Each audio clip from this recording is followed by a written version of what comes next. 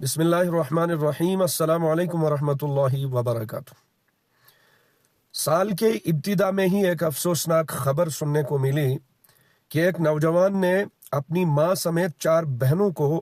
مار دیا، قتل کر ڈالا۔ آگرہ کے کبیر نگر کے رہنے والے اس نوجوان نے ماں سمیت 4 بہنیں جس کی تھیں، یہ آگرہ سے لکھنؤ نیو ایئر سیلیبریشن کے لیے آئے ہوئے تھے۔ وہاں پر انہوں نے ہوٹل بک کیا اور وہاں پر انہوں نے نیو ایئر کا جشن منایا، نئے سال کی آمد پر انہوں نے خوشیاں منائیں اور انہی خوشیوں کے مد نظر یہ آگرہ سے لکھنؤ میں آئے تھے۔ لیکن لکھنؤ سے جاتے جاتے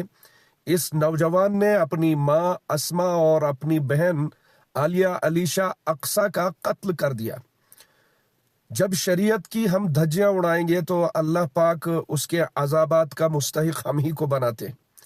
اور اس کا جو خمیازہ ہے اسلام کے خلاف، شریعت کے خلاف، رسول اللہ صلی اللہ علیہ وسلم کی تعلیمات کے خلاف جب ہمارے اقدامات ہوتے ہیں تو ان کا خمیازہ بھگتنا پڑتا ہے، چونکہ شروع سے ہی سال کے اختتام پر دن میں رات میں جتنے بھی علماء حضرات ہیں، جتنے بھی ائمہ حضرات ہیں،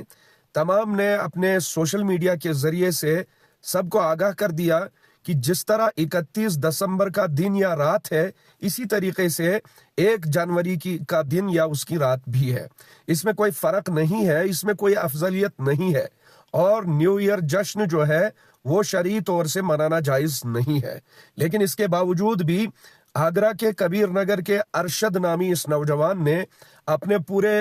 گھرانے کے ساتھ یہ لکھنؤ پہنچا، وہاں پر انہوں نے نیو ایئر سیلیبریشن منایا، وہاں پر نئے سال کا جشن منایا، اور جاتے جاتے اس شخص نے اپنی ماں سمیت 4 بہنوں کو قتل کر ڈالا، اور کئی وجوہات اس نے اس کے بعد بتائی۔ لیکن جہاں پر یہ وجوہات ہیں وہاں میں یہ سمجھتا ہوں کہ شریعت کے خلاف اقدامات کی سزا بھگتنی پڑے گی، اسلام کے خلاف اقدامات کی مجرمانہ جو سزا، جو مجرمانہ اقدامات ہم کرتے ہیں اس کی سزا بھگتنی پڑے گی۔ اب اگر ریزن کوئی بھی یہ شخص دے گا، لیکن میں اپنی جگہ یہی سوچتا ہوں کہ جو تم تڑاکے کے ساتھ اور اپنے انانیت کے ساتھ اور اپنے مجرمانہ عمل جو شریعت کے خلاف کرتے ہیں، یہ اسی کی سزا ہے۔ حالانکہ اس شخص نے بتایا کہ گھریلو جھگڑوں کی وجہ سے مجبور، ایک ریزن اس شخص نے بتایا کہ مجھے برادری کے اندر مجبور کیا گیا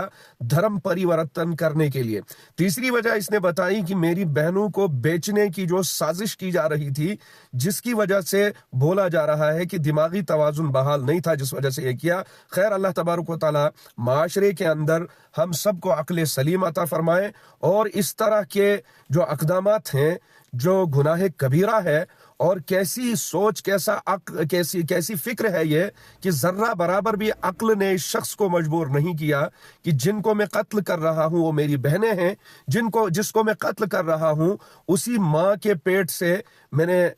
جنم لیا ہے، اور 9 مہینے اسی ماں نے مجھے پیٹ میں رکھ کر مشقتیں اٹھائی ہیں، اور اس کے بعد میں نے کئی سال تک اسی ماں کی چھاتی سے دودھ پیا ہے، ذرہ برابر بھی اس کی آنکھوں میں حیا نہیں رہی، احساس نہیں رہا۔ اس طرح کے بہت سے واقعات اس وقت معاشرے کے اندر پائے جا رہے ہیں۔ اللہ تبارک و تعالی ہمیں عقل سلیم نصیب فرمائے، اسلام کی، شریعت کی، محمد عربی صلی اللہ علیہ وسلم کی طریقت کی اتباع نصیب فرمائے، اور اللہ تبارک و تعالی اس طرح کے واقعات سے پوری امت کی حفاظت فرمائے۔ وصلی اللہ علی سیدنا محمد وعلی آلہ وصحبہ اجمعین۔